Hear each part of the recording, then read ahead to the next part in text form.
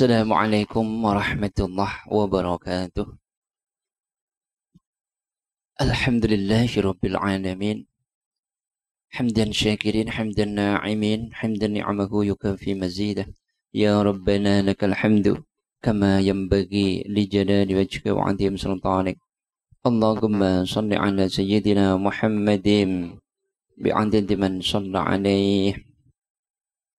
Alhamdulillah anak-anakku semua dan para jamaah rahimakumullah. Kita lanjut kepada tholabul ilmi kita kali ini di dalam tema kedahsyatan Al-Quran dengan judul besar kedahsyatan Al-Quran dengan tema sangat enaknya dan sangat enaknya manusia penghafal Al-Quran. Sangat enaknya manusia penghafal Al-Quran. Sebelum kita lanjut kepada tholabul ilmi kita kali ini, Yai mengajak kita semua, mari kita bersyukur kepada Allah. Karena dari syukur itulah pintu-pintu nikmatnya Allah terbuka. Bagaimana seseorang itu membuka nikmatnya Allah dengan cara bersyukur kepada Allah. Apabila seseorang tidak mau bersyukur kepada Allah, sesungguhnya dia telah menutup pintu-pintu nikmatnya. Maka apabila pintu nikmat itu sudah tertutup, na'udzubillah, summa na'udzubillah. Apabila seseorang menginginkan nikmatnya Allah terus berlanjut, maka harus terus bersyukur. Dan membuka terus pintu-pintu nikmat. Dan pintu nikmat adalah bersyukur kepada Allah. Mari kita senantiasa meningkatkan iman dan takwa kita, anak-anakku semua dan para jamaah. Dan mari kita senantiasa bersolawat kepada baginda Rasulullah Muhammad sallallahu alaihi wasallam. Alhamdulillah, anak-anakku semua dan para jamaah rahimakumullah. Kita lanjut kepada tholabul ilmi kita, enaknya jadi penghafal Al-Quran. Anak-anakku semua, subhanallah. Di sini kita akan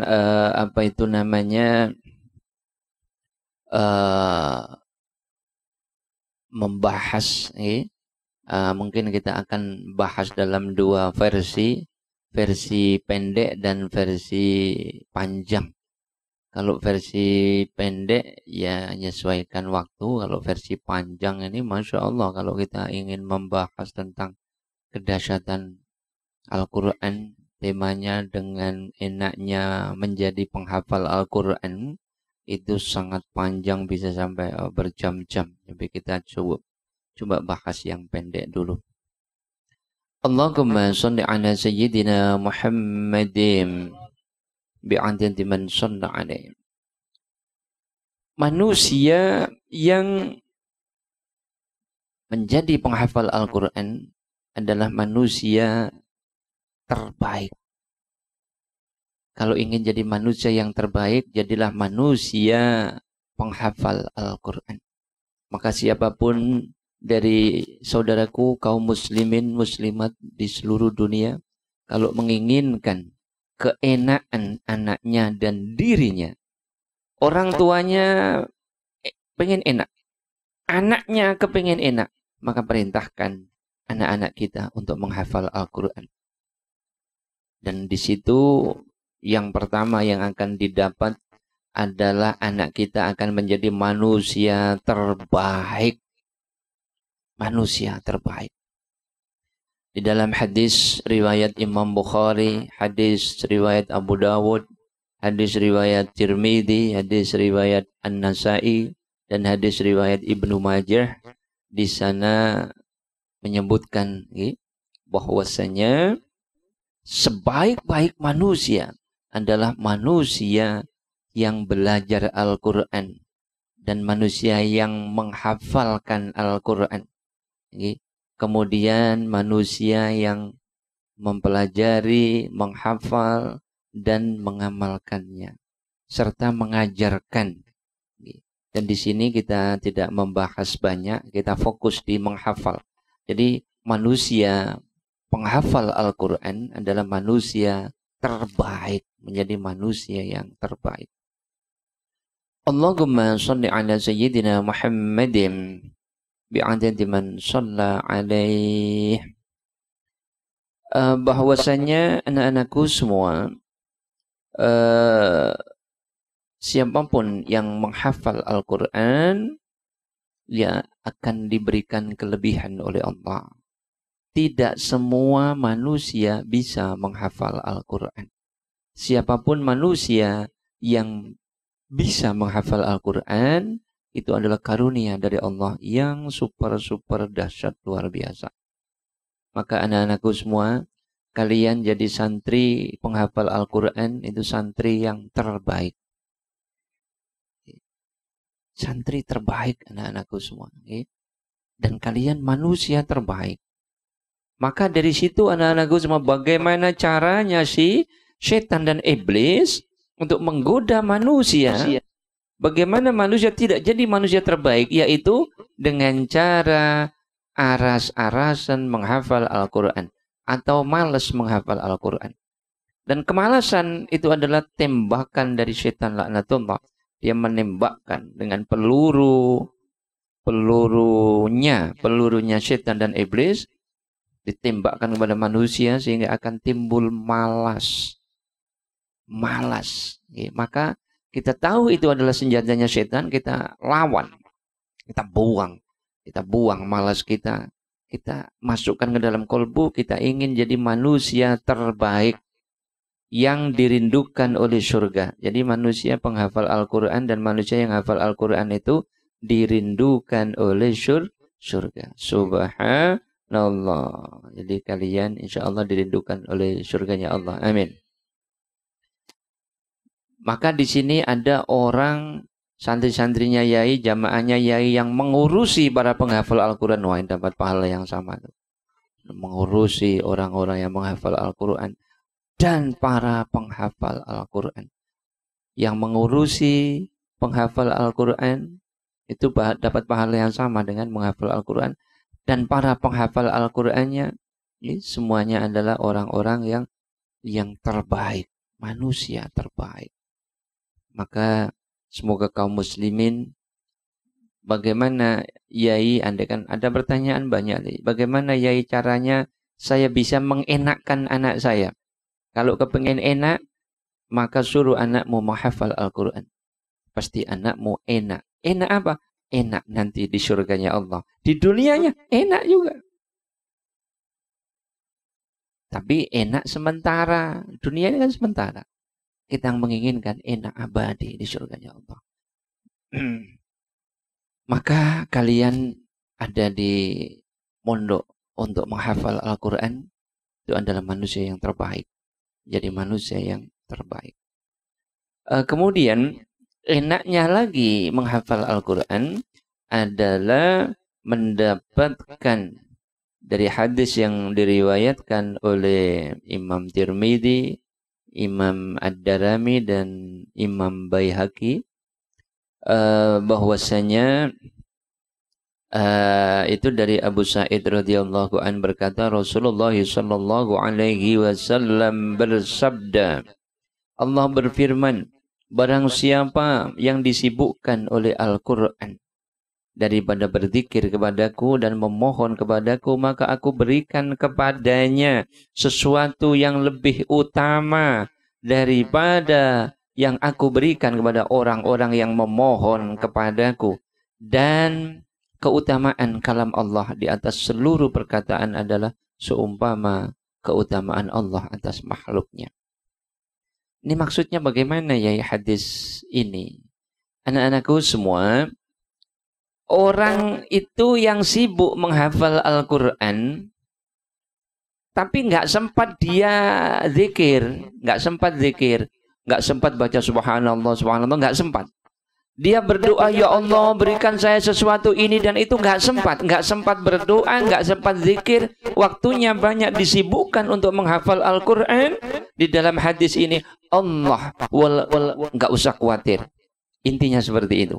Kalian nggak usah khawatir para penghafal Al-Quran, walaupun kamu nggak sempat zikir kepadaku, kata Allah, nggak sempat zikir, nggak sempat berdoa, nggak sempat doa, nggak sempat zikir.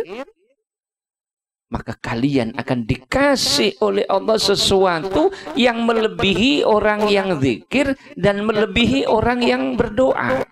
Ini dikasih oleh Allah untuk para penghafal Al-Quran. Jadi para penghafal Al-Quran itu sungguh dahsyat.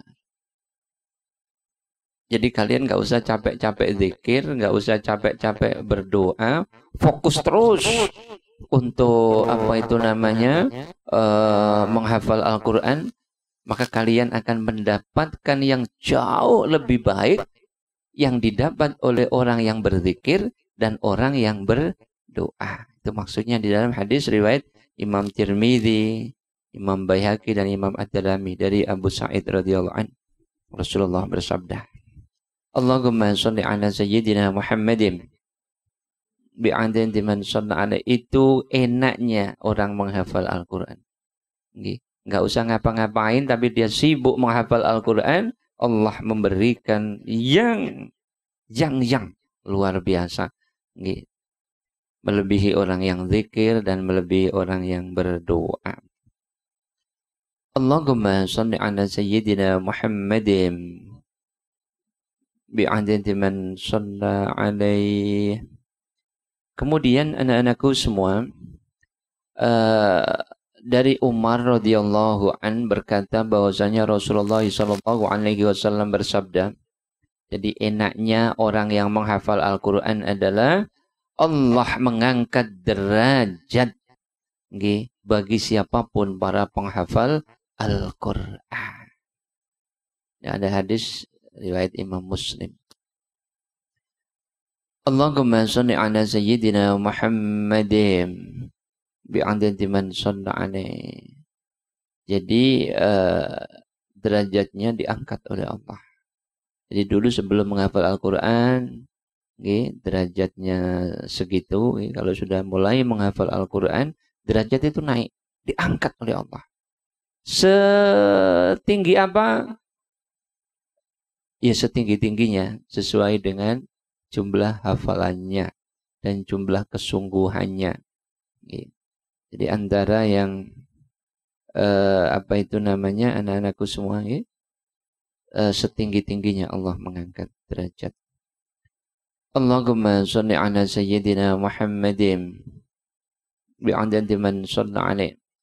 Dari Abdurrahman bin Auf radhiyallahu an, dari Nabi sallallahu alaihi wasallam, ada 3 hal yang akan berada di bawah naungan arsy pada hari kiamat. Yang pertama adalah Al-Quran. Al-Quran yang akan membela hamba Allah yang menghafalkannya, yang mempelajari Al-Quran dan menghafalkannya. Dia akan dibela oleh Al-Quran, siapapun hamba. Dan ia mempunyai zahir dan batin. Jadi Al-Quran itu wujud, punya wujud. Punya zahir dan batin. Batin itu termasuk rohnya, dohirnya itu bentuknya. Itu besok di yaumil qiyamah itu dirupakan. Maka sampai ada salah satu ulama yang ngomong, fatwa dari ulama ada yang menyampaikan, sampai salah satunya Kanjeng Syekh itu, diwujudkan insya Allah, apa itu namanya, kalau yang menghafal perempuan, itu diwujudkan teman atau sahabat wanita yang sangat cantik yang mendatanginya. Siapa antum? Saya Al-Quran yang kamu hafalkan. Kalau yang laki-laki, dia akan datang seorang sahabat yang ganteng. Siapa antum? Saya Al-Quran yang engkau hafalkan. Yai enggak ini Yai, kalau laki-laki datangi perempuan gitu, yang perempuan datangi laki-laki, enggak. Jadi yang laki-laki yang datangi sahabat, kan Al-Quran itu sahabat, bukan suami istri, bukan. Nanti suami istrimu nanti di sana ada bidadari sana gitu loh. Jadi apa itu namanya, Al-Quran itu adalah sahabat yang akan membela kita di yaumil qiyamah. Allahumma sholli ala sayyidina Muhammadin bi'adadi man shalla alaih. Jadi kita ada 3 hal, yang 2-3 kita nggak akan membahas karena waktunya nggak cukup. Kita fokus di menghafal Al-Quran. Jadi ada 3 hal yang berada di bawah naungan arsy-Nya Allah pada hari kiamat, yaitu yang pertama sekali adalah Al-Quran yang akan membela hamba-hamba Allah yang menghafalkan Al-Quran, dan dia diwujudkan oleh Allah. Dia mempunyai zahir dan batin.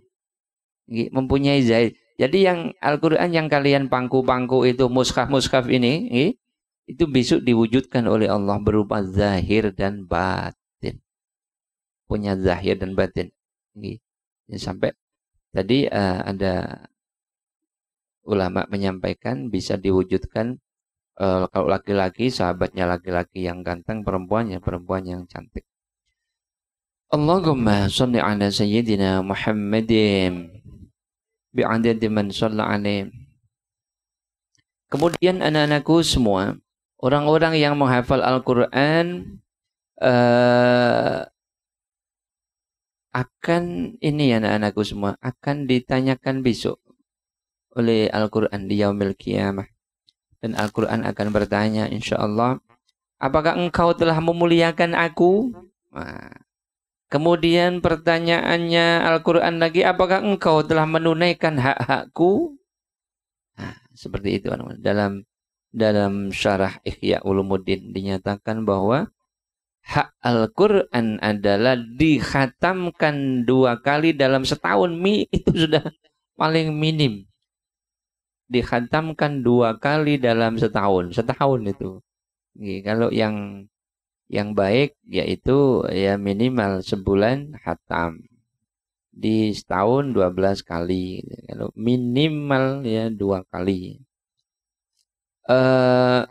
Jadi anak-anakku semua, kalau kita ditanyain Al-Quran, apakah engkau memuliakan aku? Iya, engkau telah aku hafalkan, engkau aku taruh di dadaku.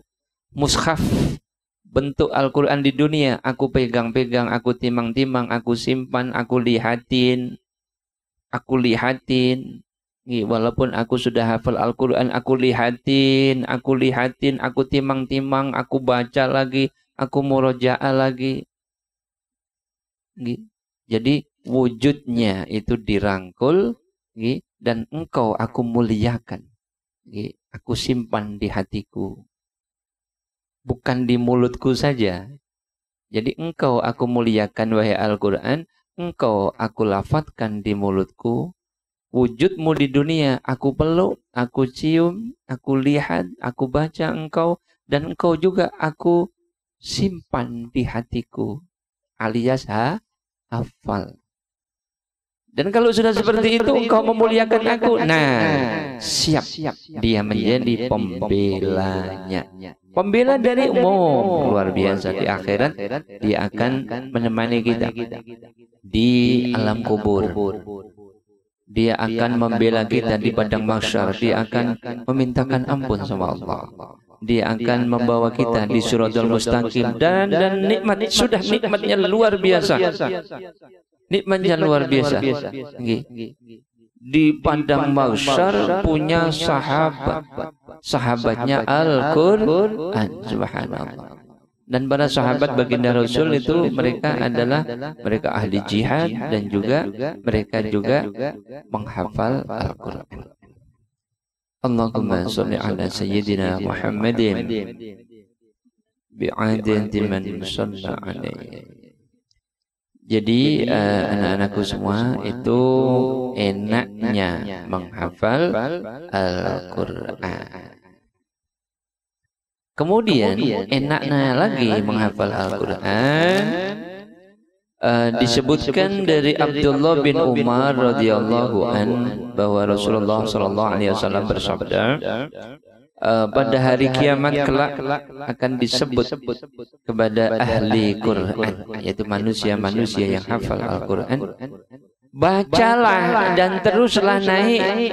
Bacalah dengan tartil seperti yang engkau telah membaca di dunia, karena sesungguhnya tempatmu adalah pada akhir ayat yang engkau baca.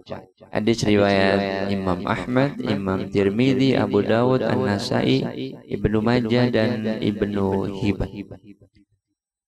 Jadi maksud ahli Al-Quran di dalam hadis ini adalah manusia yang menghafal Al-Quran dan manusia yang hafal Al-Quran.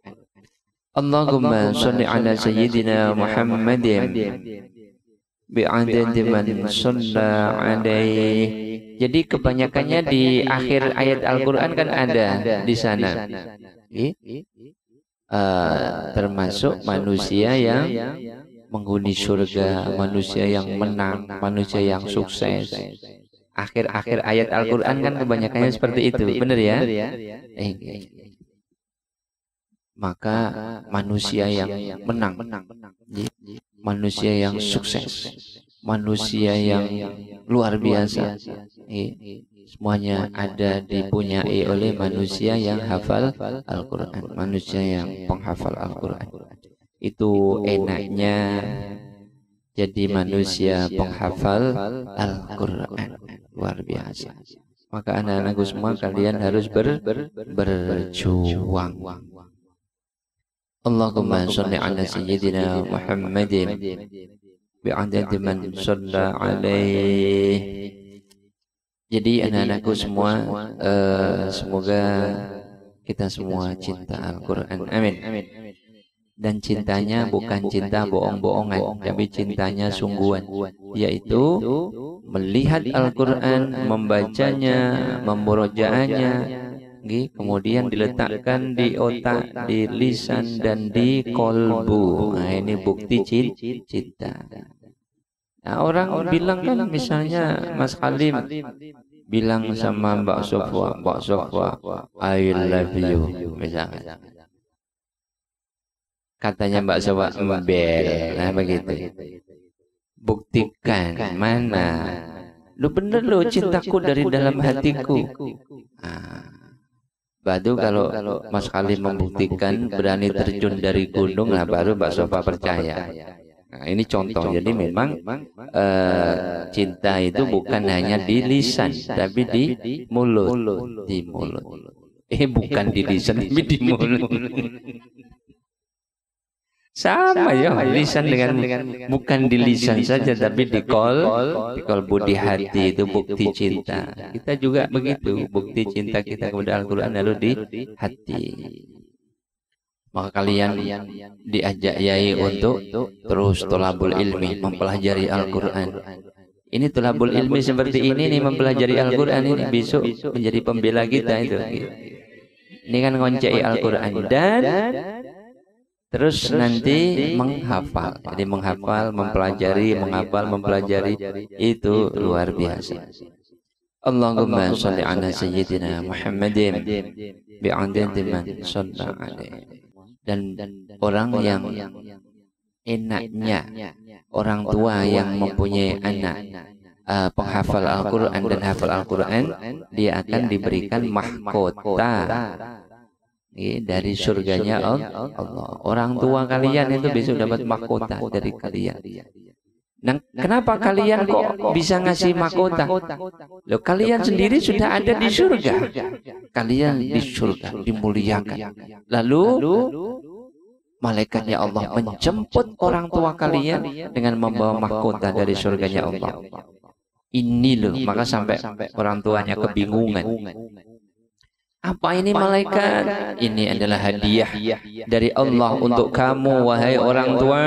Karena kamu, orang tua, telah menyuruh anakmu untuk menghafal Al-Quran. Maka ini hadiah dari Allah.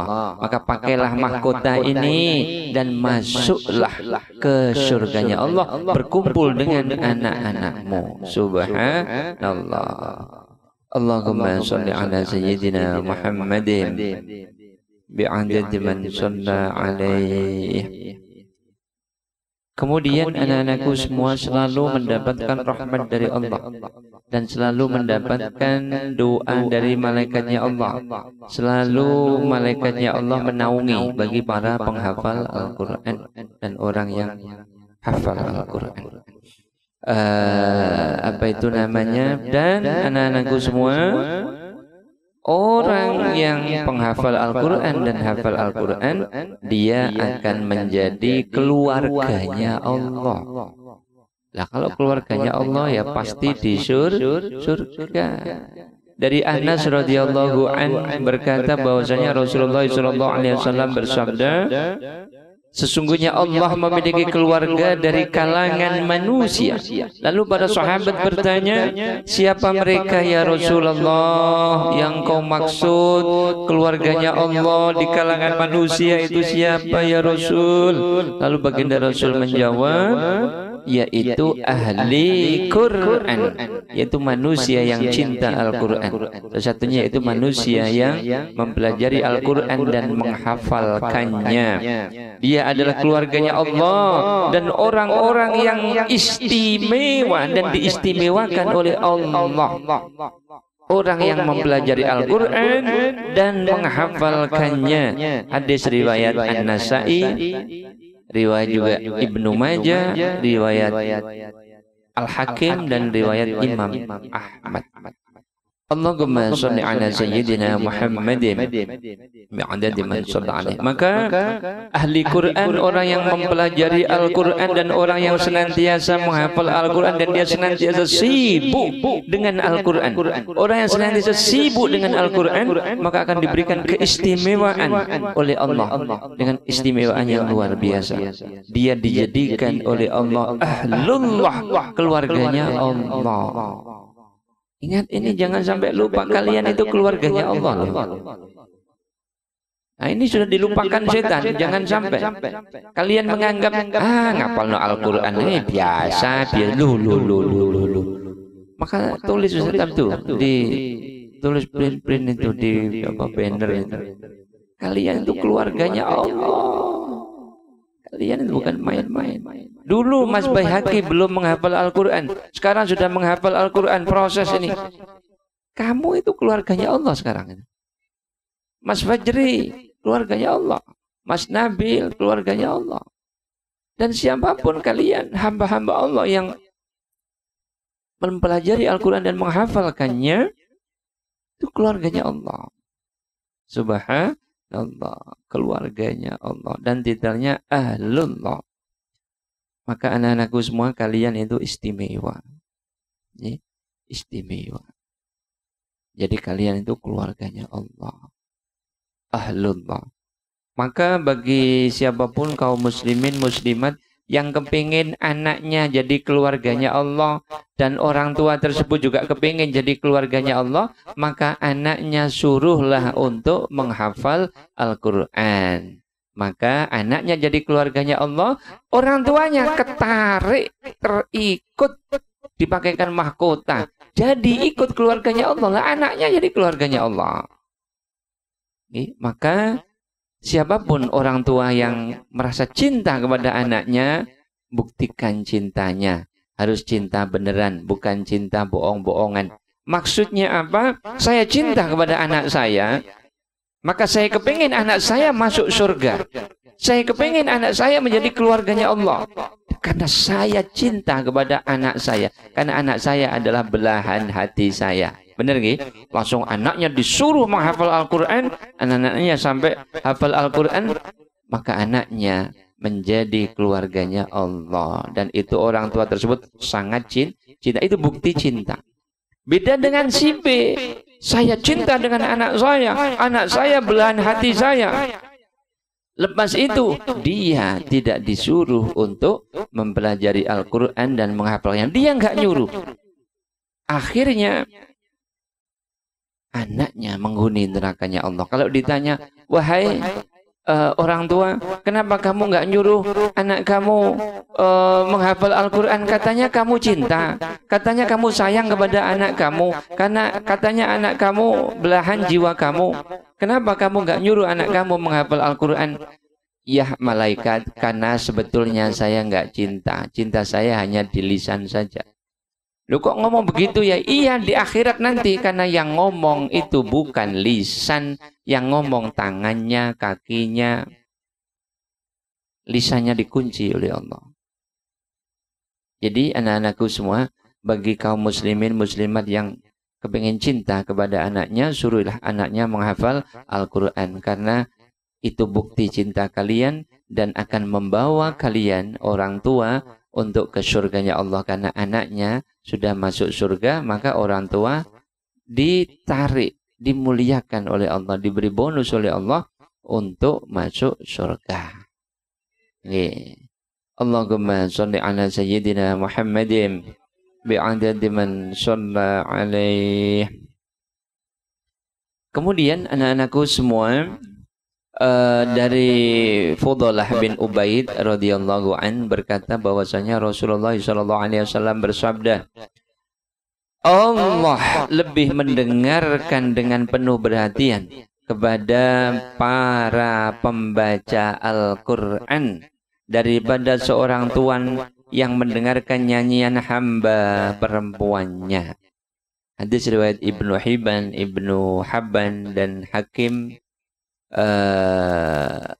Ini anak-anakku semua, hadis ini maksudnya apa? Maksudnya adalah anak-anak Allah memberikan perhatian penuh kepada orang-orang yang mempelajari Al-Quran dan menghafalkan. Allah memberikan perhatian penuh, kenapa? Ya keluarganya Allah, diakui menjadi keluarganya Allah. Allah memberikan perhatian yang penuh kepada para penghafal Al-Quran. Allahumma sholli ala sayyidina Muhammadin bi'adadi man shalla alaih. Begitu anak-anakku semua, bahwasanya sangat-sangat dahsyat kedahsyatan menghafal Al-Quran. Jadi yai ini pendeknya, panjangnya seambrek-ambrek nih. Ini yai coba untuk ringkas. Jadi pokoknya enak banget. Maka siapapun kaum muslimin muslimat, monggo silakan menyuruh anaknya. Kalau bisa memaksa. Yai menghafal Al-Quran kok dipaksa? Iya, itu bukti cinta kita. Kita harus paksa anak kita karena kita cinta kepada anak kita. Masa kita nggak maksa? Ya sudahlah nak, kalau kamu mau ya ngapal no Al-Quran, kalau nggak mau ya nggak apa-apa. Kenapa? Ya kamu silakan menghafal Al-Quran kalau kamu kepengen masuk surga. Kalau kamu nggak mau ya nggak apa-apa, nggak usah ngapal Al-Quran. Kamu masuk neraka juga nggak apa-apa. Masa begitu? Kamu harus menghafal Al-Quran, kamu harus masuk surga. Saya tidak menginginkan kamu masuk neraka karena saya cinta kepada kamu. Kamu adalah anak saya. Kamu harus dibela oleh Al-Quran. Kamu harus menjadi keluarganya Allah, ahlullah. Kamu harus punya sahabat terdahsyat di yaumil qiyamah nanti, yaitu Al-Quran. Itu sahabat kamu. Dan kamu nanti harus memberi orang tua mahkota dari surganya Allah. Kamu harus memberi mahkota dari keluarganya Allah. Kamu sudah dilahirkan, diasuh dengan susah payah oleh orang tua. Kamu harus membalas orang tua dengan memberikan mahkota dari surganya Allah. Maka kamu harus menghafal Al-Quran. Begitu, wahai saudaraku, kaum muslimin muslimat, itu bukti cinta kita sama anaknya. Jangan sampai seperti dalam guyonan, ya sudah, kamu kalau mau ya ngapal no ya, saya nggak maksa kamu ya. Masa masuk surga dipaksa? Kalau kamu nggak mau masuk surga ya nggak apa-apa, masuk neraka saja, biar modar kamu. Masa begitu? Kan nggak mungkin orang tua kayak gitu, gitu loh. Itu di dalam penerjemahannya kan, kalau nggak diterjemahkan kan nggak begitu. Ya sudah nak, kamu harus menghafal. Kalau nggak mau ya, ya sudah nggak mau nggak apa-apa. Kamu maunya apa? Saya nggak mau menghafal Al-Quran ya. Iya. Maunya apa? Saya mau ingin menghafal bahasa Indonesia saja. Ya nggak apa-apa, nggak apa-apa. Oke. Kan begitu. Kenapa begitu? Ya karena mungkin nggak tahu. Karena besok akan dihadirkan menjadi pembela di yaumil qiyamah para penghafal Al-Quran. Sementara para penghafal bahasa Indonesia, ayo dapat apa? Ya nggak dapat apa-apa. Apalagi menghafal bahasa Indonesia, menghafal bahasa Inggris. Waduh. Dapat apa? Enggak dapat apa-apa. Itu adalah ilmu yang mubah, dipelajari ya oleh, orang dipelajari ya ora popo. Ilmu biologi dipelajari ya gak popo, gak dipelajari ya gak popo, ora oleh opo, namanya mubah. Belajar bahasa kimia, belajar ya gak popo, gak belajar ya ora popo, dan ya gak oleh opo. Namanya mubah. Seperti itu anak-anakku semua. Tapi kalau menghafal Al-Quran dahsyat. Enak menjadi keluarganya Allah, menjadi pembela, dimuliakan oleh Allah. Masya Allah, sudah luar biasa. Semoga anak-anakku semua, mari kita buktikan cinta kita kepada anak kita. Maka anak kita harus menghuni surganya Allah, dan dia membawa kita ikut masuk ke surganya Allah. Amin. Itu bukti cinta kita kepada anak kita. Maka paksa. Kalau kita suruh nggak mungkin mau, maka kalau kita paksa insya Allah mau. Nggak mungkin masuk surga harus disuruh saja. Masuk surga harus dipaksa. Masuk surga harus dipaksa. Karena masuk surga itu mendaki lagi sulit dan penuh onak duri. Itu masuk surga. Kalau masuk neraka menurun, lurus, licin, dan penuh dengan bunga-bunga yang indah. Menurun. Itu jalan menuju nerakanya Allah. Tapi yang ke surganya Allah mendaki, sukar, dan penuh onak duri. Maka mendaki itu harus dipaksa. Harus dipaksa. Bukan datar, bukan menurun, tapi mendaki. Kalau bahasa Inggrisnya ngengkel. Ngengkel kalau dipaksa ya raiso. Gitu. Nggak bisa. Ngengkel itu kalau nggak dipaksa nggak bisa. Jadi kita ini ngengkel itu mendaki gunung itu nggak bisa kalau nggak dipaksa. Kecuali masuk neraka, nggak usah diapa-apain juga, tenang saja, monsrot meluncur deras ke nerakanya Allah. Tapi kalau masuk surga, mendaki, sukar dan penuh onak duri, licin lagi. Maka kita harus memaksa diri kita. Semoga anak-anakku semua dan para jamaah dan saudaraku, kaum muslimin muslimat, semoga kita semua jadi hamba-hamba Allah penghafal Al-Quran, amin. Dan jadi hamba-hamba Allah yang hafal Al-Quran, amin. InsyaAllah, amin, insyaAllah. Begitu anak-anakku semua dan para jamaah serta kaum muslimin muslimat, barangkali Yai banyak salah, Yai mohon maaf yang sebesar-besarnya. Akhirul kalam, ihdinas siratal mustaqim, al-afu minkum. Wassalamualaikum warahmatullahi wabarakatuh.